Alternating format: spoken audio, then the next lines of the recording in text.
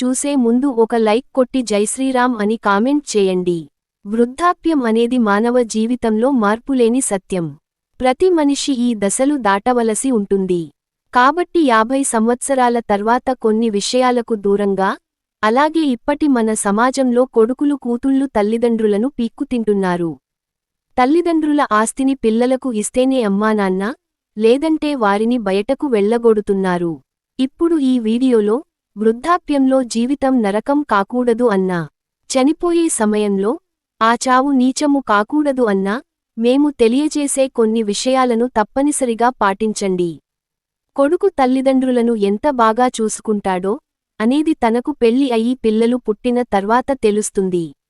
మీ పుత్రులకు పెళ్లైన తర్వాత, మీ వద్ద డబ్బు లేకపోతే మీ కోడలు ముందు మీరు చులకన అయిపోతారు. మీకు ఎవ్వరూ కూడా గౌరవం ఇవ్వరు. మీ బలహీనతలను మీ పిల్లలకు చెప్పకండి. ఇది మీపై వారికి నమ్మకాన్ని తగ్గిస్తుంది. మీ కొడుకులు ఎంత సంస్కారవంతులు మంచివారు అయినా, మీ వద్ద ఉన్న విలువైన వస్తువులు మరియు బ్యాంకులో ఉన్న డబ్బు మొత్తం మీ కొడుకులకు గాని కూతుళ్లకు గాని పంపించవద్దు. కొంత భాగాన్ని మీ వద్ద ఉంచుకోండి. వృద్ధాప్యంలో మీ పిల్లలు మిమ్మల్ని చూస్తారు అని వారిపై నమ్మకం మాత్రం పెట్టుకోవద్దు. కొంతమంది పెద్దవాళ్లు పిల్లలకు తప్పుడు మాటలు తప్పుడు పనులు చేయడంలో ప్రోత్సహిస్తారు. అది వారికి ఇప్పుడు ఆనందంగా ఉండవచ్చు కానీ, వృద్ధాప్యంలో వచ్చిన తర్వాత, అలాంటి మాటలు చేష్టలు కారణంగా, ఆ పిల్లలు చెడిపోయి డబ్బులు కోసం ఎంతకైనా తెగిస్తారు. అలాగే మీరు చెప్పిన మాటలు మీకే అప్పచెబుతారు. ఎందుకంటే వారి ప్రాధాన్యతలు కూడా, కాలంతో పాటు మారుతూ ఉంటాయి. మీకు తిండిని పెట్టేది మీ పిల్లలు కాదు, మీరు వారికి నేర్పిన విలువలు, సంస్కారం, అప్పటినుండి మీ పిల్లలకు పెద్దలను గౌరవించే విలువలను నేర్పించండి. ఏం జరిగినా సరే మీరు కష్టపడి నిర్మించుకున్న మీ శాశ్వత నివాసాన్ని విడిచిపెట్టవద్దు. ఇది చేదు నిజం లాగా ఉంటుంది. ఎందుకంటే తల్లిదండ్రులు తమ నివాసాన్ని విడిచిపెట్టిన తర్వాత, ఇళ్లల్లో పరాయి వాళ్లైనట్లు భావిస్తారు. కాబట్టి మీ నివాసాన్ని మీరు బ్రతికి ఉన్నంతవరకు, మీ సంతానానికి ఇవ్వవద్దు. జనరేషన్ గ్యాప్ కారణంగా మీ పిల్లలు యొక్క జీవనశైలి, మొదలైనవి మీకు నచ్చకపోవచ్చు. అలా అని మీ పిల్లలు పనిలో పదే పదే జోక్యం చేసుకోవద్దు. ఇది వారికి మీపై గౌరవాన్ని తగ్గిస్తుంది. మీ సొంత పనులను మీరే చేసుకోవడానికి ప్రయత్నించండి. ఇది మీ శరీరాన్ని చురుకుగా ఉంచుతుంది. అలాగే మీరు ఎవరికీ భారంగా మారరు. మీ పనులను మీ పిల్లలకి పదే పదే చెప్పడం వల్ల, వారు మీపై విసుగు చెందే అవకాశం ఉంటుంది. కాబట్టి మీ సొంత పనులు మీరే చేసుకోవడానికి ప్రయత్నించండి. మీ జీవిత భాగస్వామిని ప్రేమించండి.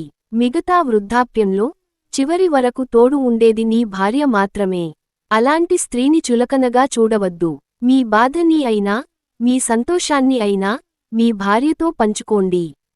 మిమ్మల్ని అర్థం చేసుకోగలిగేది మీ భార్య మాత్రమే. 50 ఏళ్ల తర్వాత శృంగారం చేయకండి. ఇది ఆధ్యాత్మికత వైపు వెళ్లవలసిన సమయం. దైవానికి కొంత సమయం తప్పక కేటాయించండి. ఇది మీ మనసును మలినం లేకుండా చూసుకుంటుంది. అలాగే మీ శరీరానికి కొత్త ఉత్సాహాన్ని ఇస్తుంది. వృద్ధాప్యంలో మీ పిల్లలు ఎంతగా అడిగినా, మీకున్న మొత్తం ఆస్తిలో సగం కన్నా ఎక్కువ ఇవ్వవద్దు. ఇప్పటి కాలంలో ఆస్తి మొత్తం తీసుకొని తర్వాత తల్లిదండ్రులను బయటకు గింటేస్తున్నారు. వారికి కనీసం తిండి పెట్టడానికి కూడా ఏడుస్తున్నారు. కాబట్టి మీకు ఉన్న ఆస్తి మొత్తం, మీ తర్వాత వారికి వెళ్లేలా చూసుకోండి. ఒక వృద్ధుడు చనిపోయే సమయంలో, చెప్పిన 11 నగ్నసత్యాలు ఇప్పుడు మనం తెలుసుకుందాం. ఒక వృద్ధుడు చనిపోతూ చెప్పిన కొన్ని నగ్నసత్యాలు. ఈ సత్యాలను మీరు ఎప్పుడూ గుర్తు పెట్టుకుంటే, భవిష్యత్తులో ఎవరు మిమ్మల్ని మోసం చేయలేరు. తద్వారా మీరు గొప్పగా జీవించగలుగుతారు. స్త్రీ డబ్బులేని వాడి వద్ద భార్యగా ఉండే కన్నా, డబ్బు ఉన్న వాడి వద్ద వేశ్యగా ఉండటానికి ఇష్టపడుతుంది. అలాగే స్త్రీ యొక్క మనసు ఏ వయసులోనైనా మారుతుంది. ఇది తప్పనిసరిగా గుర్తుపెట్టుకోండి. చదువు పట్ల గర్వంతో, కూతురికి బాధ్యతలు నేర్పిన తల్లి, తన గర్వంతో కొడుకుకు మితిమీరిన సౌకర్యాలు కల్పించే తండ్రి, వీళ్లకి చేతులు కాళ్లు ఉన్నప్పటికీ బిడ్డలను వికలాంగులను చేస్తారు. బలహీనులు చిన్న చిన్న విషయాలకు పగ తీర్చుకొని వారి జీవితాన్ని నాశనం చేసుకుంటారు. బలవంతులు క్షమిస్తారు, జ్ఞానులు వారిని అస్సలు పట్టించుకోరు. మీరు ఎలా ఉండాలి అనుకుంటున్నారో మీరే ఆలోచించుకోండి. జీవితంలో మీ విలువలు క్షీణించడం ప్రారంభించినప్పుడు, మిమ్మల్ని మీరు కాకుండా మీ పరిస్థితిని అంటే మీరు ఉండే స్థలాన్ని మార్చుకోండి. ఒక వాటర్ బాటిల్ రోడ్డుపై 20 రూపాయలకు దొరుకుతుంది. అదే హోటల్లో అయితే 40 రూపాయలు, అదే వాటర్ బాటిల్ విమానాశ్రయంలో అయితే 100 రూపాయలుకి దొరుకుతుంది. ఇక్కడ మీరు చూడవలసింది వస్తువు విలువ కాదు, స్థలం అని స్పష్టంగా అర్థమవుతుంది. అంటే స్థలాన్ని బట్టి వస్తువు యొక్క రేటు మారుతూ ఉంటుంది. అలాగే మనిషి విలువ కూడా తను ఉండే స్థలాన్ని బట్టి మారుతుంది. స్త్రీ పిల్లల్ని కనడం ద్వారా తన ఆయుస్సును తగ్గించుకుంటుంది. అయినా కూడా తన బాధపడదు. అలాంటి తల్లిని వయసు వచ్చిన తర్వాత పిల్లలు భారం అనుకుంటారు. పిల్లల్ని కనడం కష్టాల్ని తెచ్చుకోవడం ఒక్కటే. తల్లిదండ్రులని పట్టించుకోని వ్యక్తులు మానవ సంబంధాలలో ఎప్పుడూ విశ్వాసంగా ఉండరు. డబ్బు కోసం అత్యాశతో ఉన్న ఆడవాళ్లు మరియు ఆడవాళ్లను మోహించేవాడు జీవితంలో ఎప్పుడూ సంతోషంగా ఉండలేడు. స్త్రీ పురుషులు ఆలోచనలో చాలా తేడాలు ఉంటాయి. పురుషుడు సమాజాన్ని చూసి ఆలోచిస్తాడు.